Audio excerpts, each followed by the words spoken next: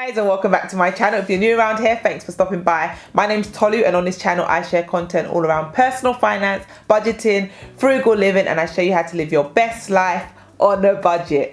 So in today's video, guys, guess what we're going to be talking about? Well, I guess you can tell by the subject title. We're going to be talking about budgets, and I'm going to be doing a walkthrough of my March 2021 budget. If you're not yet following me on Instagram, definitely head over to my Instagram page and give my page a follow, because I post a lot more frequently on there. I share loads of content all around personal finance, budgeting tips, money saving tips. Definitely follow me at Tolu Frimpong on Instagram. If this isn't the first one of my videos that you've watched and you haven't yet subscribed to my channel, then do me a favor and subscribe to my channel, because that obviously means that you enjoy this content. And if you enjoyed this video, you like seeing transparent budgeting videos, then do me a favor and give it a thumbs up. Subscribe to my channel if you haven't yet done so. And without further ado, I'm going to jump right into today's video. Okay, so here we have the March 2021 budget. So we've got the opening balance was minus £133.99. So if you watch the video where I was closing out my February 2021 budget, you'll see that we overspent a little bit in various areas. Little bits in all the different budget categories added up to the total cost of £133. That means that we had £133 less to play with in the month of March. So that money has to be deducted from the money that we have available for this month. And then the remaining money is what we're now going to allocate to all the different budget categories. Okay, so then now we move on to, so obviously we've got the income, and like I've said in previous videos, we block out our actual income totals just for privacy reasons. We're not quite ready to disclose that information yet, but stay subscribed to the channel as that information may be revealed at a later date. So then moving on to our expenses category. So the first one we've got is groceries. So we've budgeted £250 for groceries for the month of March, and as you can see, we've already spent £189 of that money. So it's not looking very promising, to be honest, with that £250 budget, because we have £60 left for the rest of the month. Now, we did do a big shop over the weekend, which is why so much of the actual budget has been spent already. Plus, you know, in February, we did frugal February and we only did one shop for the whole month. So that's why we needed to buy so much more this month. So yeah, that's £60.95. I don't know how we're going to make that stretch for 3-4 more weeks. But yeah, let's see how this goes. I'll definitely be sharing the results at the end of the month anyway. So yeah, come back in 4 weeks and see how we got on with that food budget. But at the moment, that's how much we budgeted for groceries. We haven't allocated any money for takeaways this month, and that's because it was a lower income month for us. So yeah, we have a tighter budget this month, which is why we need to be more strict with where we're allocating the money, just to make sure we're able to cover our 4 walls and a few extras. Nothing in the budget for lunch. So the whole food category budget is £250 for the month of March. And then moving on, we've got mortgage. So mortgage is £1,057.21. Like I mentioned before, our mortgage has gone down by about £80, which is fantastic. And what we had wanted to do is overpay the mortgage by that amount every single month, but like I said, this month is a lower income month for us, so there isn't enough money to do that in the budget without taking away from other areas. So we're only overpaying by £55.80, and that's the lowest overpayment we've made in ages, which is really sad to see. But at the end of the day, you have to cut your cloth according to your size and manage the money that you do have, and that's what we're doing this month. So yeah, £55.80 is still better than nothing at the end of the day. So that's the overpayment amount that we're going to make this month. And then council tax is the same, £132 every single month. So our total household expenses for the month are £1,245 1 pence. So then moving on, we've got our utility costs. And if you saw my budget recap video, you will see that we overestimated how much we were going to spend on electricity and underestimated on gas. So I've changed the numbers this month to kind of reflect what we did last month, so that it's more accurate on the budget. I mean, it didn't make a difference in terms of our total spend for the category. I just think it's nice for each line item to kind of match to what we actually spend as much as we can, which is why you'll see that the water was £50.15, and then electricity I've put it down as 20 now, and gas as 90. So as the months go on and it starts getting warmer, then we'll bring down the amount that we're spending on gas and increase the amount that we're spending on electricity, so that we can build up a buffer on the electricity for the winter months. So yeah, that's how it kind of works. So far we haven't had any issues in terms of going over the £110 budget for electricity and gas either way. So it's just a case of how we decide to distribute it on a month-to-month basis. So in total, our utilities budget for the month is £160.15. And one thing you'll notice is that there's a lot of actuals completed on this budget template, and that is because I'm recording this video after the start of the month, and a lot of these bills have already been paid, which is why the actuals are not on zero. They actually have the actual amount that we have spent so far on those different spending areas. The total for utilities was £160.15. If you've watched any of my budgeting videos, you'll know that giving is something that we don't like to disclose how much we give, but for the benefit of anybody watching it for the first time, that's why it's blacked out. Moving on to the next category swiftly, we have subscriptions, and under subscriptions we have TV license, which is £13.37. My husband's mobile phone bill and Spotify. My mobile phone contract is £30 a month, so that's been budgeted for there. And then moving on, we have internet is £26 for the month. And then Canva, that's my Canva subscription, which eventually I'm going to actually move to a business expense, but at the moment we still pay for it out of our normal budget. But it is something that I'm going to have to actually start paying for myself now that I'm actually making money from my side hustles. It's only right that I cover this kind of cost myself. Not just yet though, I'm going to give it a couple of months as my income becomes more consistent, and then I'm going to take it off the budget and just pay for it out of the business expenses. And then moving on, we've got Google Drive, that's £1.59. I know I say every single month when I do this video, I'm like, this needs to come off the budget, and it's still here. And don't ask me, it's gonna go one day, but for now just take it like that. It's £1.59 for Google Drive.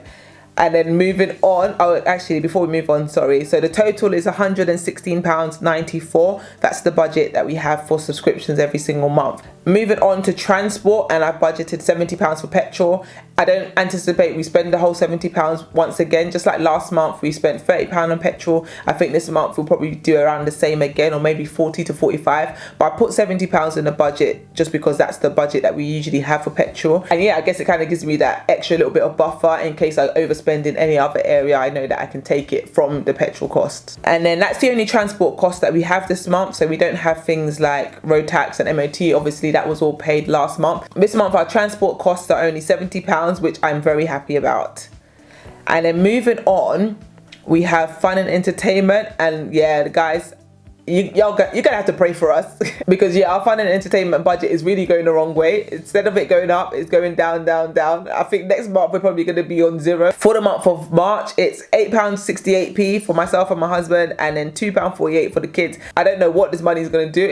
It might pay for snacks when we go on a trip to the park or something, but that's literally all we're going to be able to do with that money. But these figures have come from the breakdown, which I'll show you at the end of the spreadsheet, which basically just shows how all our additional money is distributed between our investing, saving, overpaying the mortgage, the kids' savings, etc. This was the percentage allocation remaining for fun for the 5 of us. So £24.80 for all of us. I think last month it was £32 for all of us. So it's going down.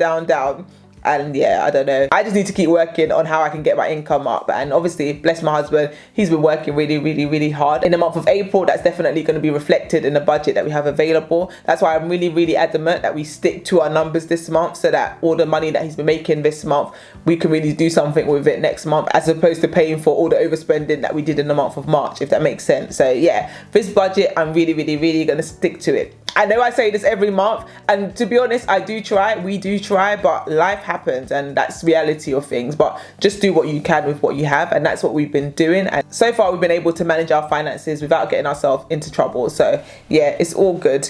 Okay, so moving on, we have insurance, and under insurance the only one we have is our life insurance policies. That's both for myself and my husband, which comes in at £46.74. That's actually going to be changing very soon, actually, because we're looking into our insurance to make sure that we actually have the total coverage that we think we have, because we've had life insurance in place now for about 5 years, 4 or 5 years since we bought the house anyway. We've had life insurance in place, but not all life insurance is equal, so we're just doing a bit of a review to make sure that what we have is actually what we want and what we need should the worst happen. So if you guys don't have life insurance, definitely consider getting it, because it is very important. And then moving on, childcare, I won't talk too much about that. We don't have childcare costs right now, but we do anticipate having them over the next few months, which is why it hasn't come off the budget spreadsheet, so just ignore that for now.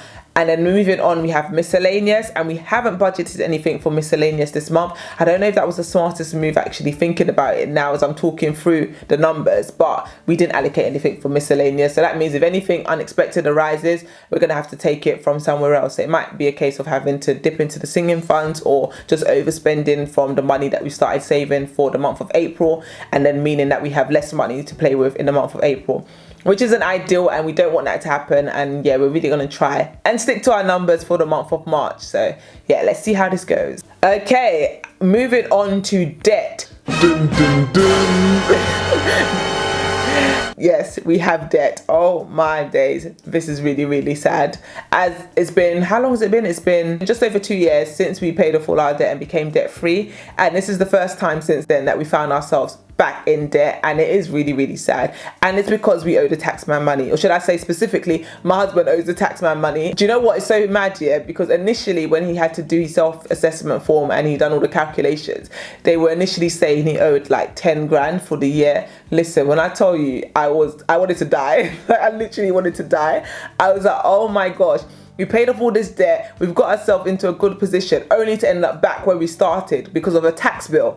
Vex. I was so annoyed, but it was like, okay, do you know what, it is what it is. We've got this tax bill, we just have to deal with it. It was all to do with the fact that there were issues with the tax code that he was on, unbeknown to him. So it's not like to say he was trying to avoid the tax man and then he got caught. No, he genuinely didn't even realize that he owed any taxes, but the tax man ain't trying to hear that. Whether you're paying attention or not paying attention, that's your business, you need to pay. So when we thought that we owed nearly £10,000 in taxes for the year, we were like, oh my days, this is mad. But thank God there was an error with the whole calculation. He didn't owe like 10 grand like we initially thought. It ended up being like £900 or something like that, which is a lot better than what we thought we were gonna have, but it's still a debt that needs to be paid, which is so annoying. So yeah, that's on there now, £91.12, and I think we're gonna have to be paying that every month until the end of the year. So annoying, but what can you do? You just have to make those payments. So yeah, £91.12 is our tax bill for the month. So moving on, we have savings, and we've put sinking funds as £55.80 and emergency fund as £55.80. So those are the amounts that we're putting towards our savings basically for the month. So sinking funds, that money is basically going towards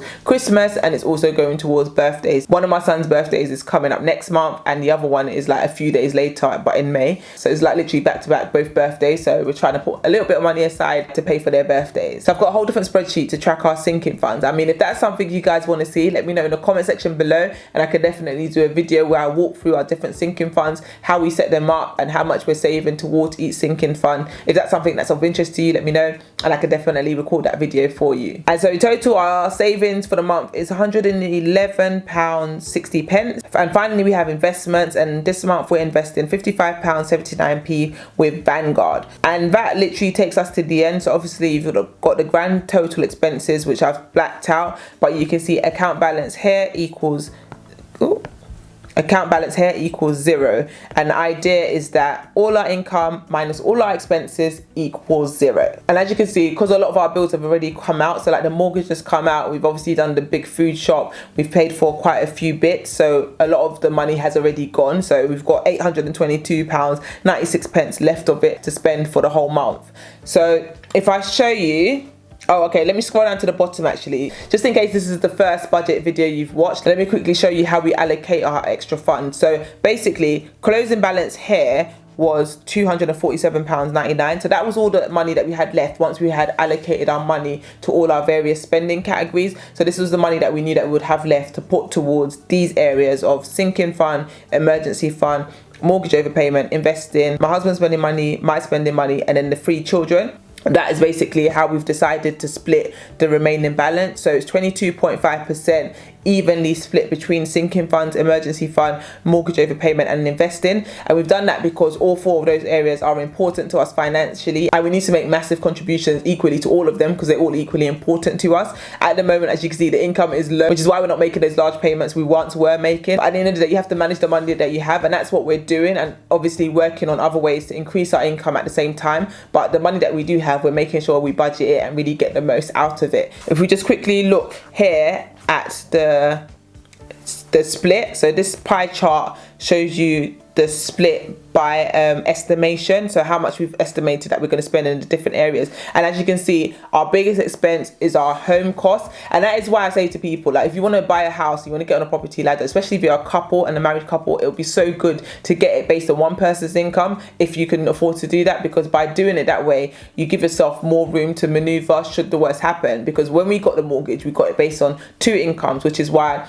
it was a lower percentage of our overall income. But now that it's only one income, one main income, income that we have as a household. It means that our home expenses take up so much of our money, which means we don't have as much of it to put towards other things that we would like to put it towards. But it's okay, we're definitely making it work and we're making the most of it. But it's just food for thought. If you are looking to get a property, don't borrow at your maximum, because you don't give yourself any wriggle room should the worst happen or should your circumstances change financially. So yeah, that's just a little side note that I thought I'll throw in there just because. But yeah, just think about it anyway. Then our second biggest expense is giving, and then our third biggest expense is food. So yeah, it's just interesting to see those numbers. And then the pie chart below shows you your actual, so it shows you what you said you were going to spend versus what you actually spent. So it's good to see those numbers. I should have mentioned earlier, but I didn't. But if you are interested in purchasing a copy of this budget template, then you can buy one via the link in the description box below. You can get it on my Etsy store or on my website. And with that being said, guys, thank you so much for watching today's video. If you enjoyed seeing this budget and my plans for the month of March, then give it a thumbs up. Subscribe to my channel if you haven't yet done so. Tell a friend to tell a friend, and I will see you on my next video. Thanks for watching, guys. Bye.